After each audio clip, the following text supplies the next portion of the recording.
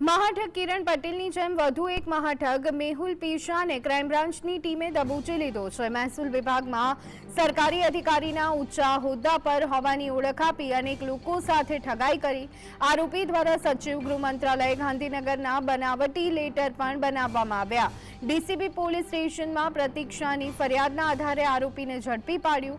આરોપીની એમઓ એવી હતી કે મહાઠગે chairman of department science and research ડેવલપમેન્ટના સહીવાળું લેટર આપી ટ્રાવેલ્સ એજન્સીના માલિક પાસેથી ઇનોવા કાર ભાડે લીધી અને ત્યારબાદ ઇનોવા ગાડીમાં સાયરન અને સફેદ પડદા લગાવી ભારત સરકારનું બોર્ડ લગાવ્યું હતું। મહાઠગે પોતાના હોદ્દાને બતાવવા માટે એક બાઉન્સરને પણ પોતાની સાથે નોકરીએ રાખ્યું।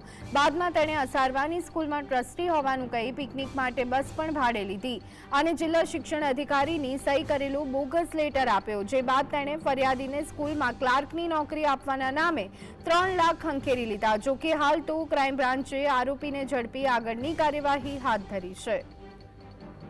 આ કામેના જે આરોપી છે એ ભારત સરકારમાં કે ગુજરાત સરકારમાં કોઈ પણ અગત્યનો હોદ્દો ધરાવતા ન હોવા છતાં ફક્ત અને ફક્ત લોકો સાથે ઠગાઈ કરવાના ઈરાદાથી આ પ્રકારે નકલી વર્ક પરમિટ તેમજ નકલી નિમણૂક પત્રો આપી લોકો સાથે લાખોની ઠગાઈ કરે છે।